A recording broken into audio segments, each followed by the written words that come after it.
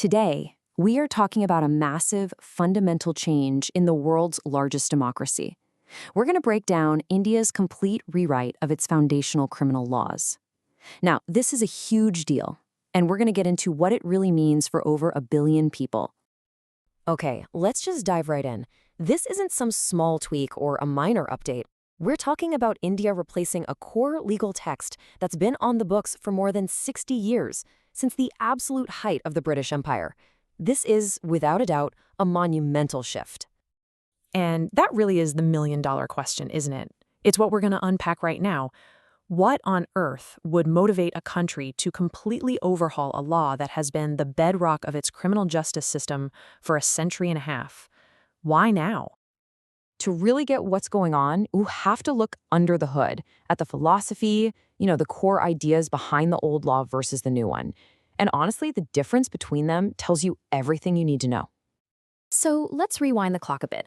Our story really starts way back in 1860. The British colonial government puts the Indian Penal Code, or IPC, into effect. And the timing here is absolutely crucial.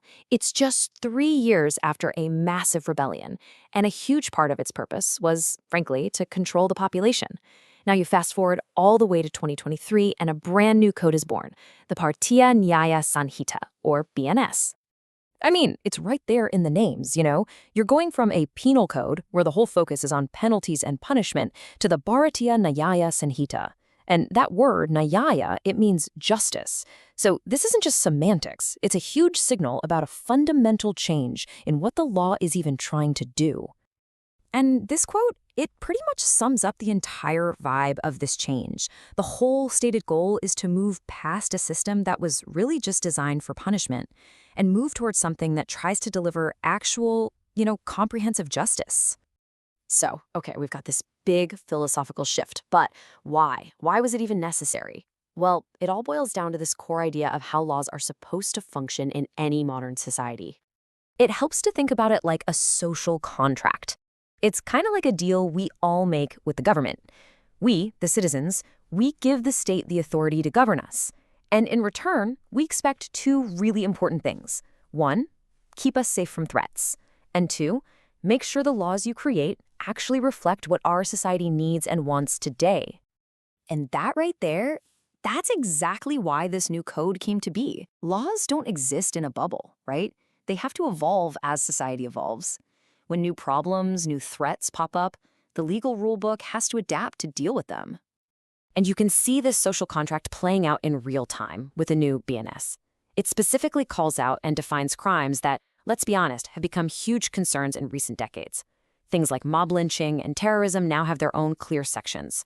Organized crime is now defined in a way that targets these big criminal syndicates. And even something like snatching is now recognized as its own specific crime, not just simple theft. These are 21st century problems, and they need 21st century laws. Okay, let's get into one of the biggest, most practical changes in this whole thing. We're going to look at how this new law tackles a really, really tricky problem. Crimes committed by big, angry groups of people. I mean, seriously, think about it. This has always been a massive headache for the legal system. Picture a chaotic, violent scene. A mob of, say, 50 people attacks someone. How on earth do you prove that every single one of those 50 people had the exact same criminal idea in their head and that they all actively participated? It's nearly impossible. So this is where things get really interesting. The old law, the IPC, relied on a concept called common intention. It kind of worked for small groups, but you had to prove this meeting of minds, which is super hard.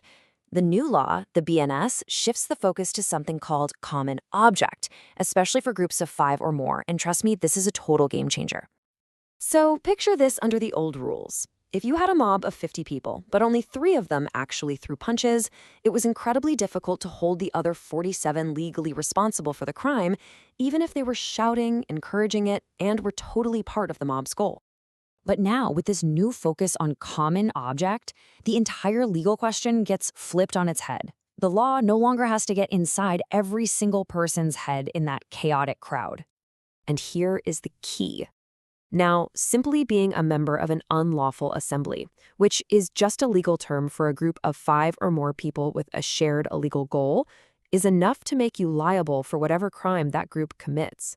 This makes it so much more straightforward to hold everyone in a mob accountable for what they do as a group. All right, so let's zoom out. We've gone through the details, but what does all of this actually mean?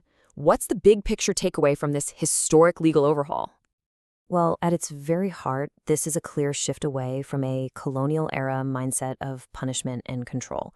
It's a very deliberate attempt to decolonize India's justice system to make it actually reflect modern Indian society and its values. And it's about giving the system the right tools to handle today's challenges, whether that's mob violence, terrorism, or sophisticated organized crime. And really, that's the ultimate question, isn't it? The words are on the paper, the new legal framework is in place. But the real test, the one that truly matters, is how this all plays out on the ground, how it's implemented, and what kind of impact it will actually have on the lives of 1.4 billion people. Thanks for tuning in.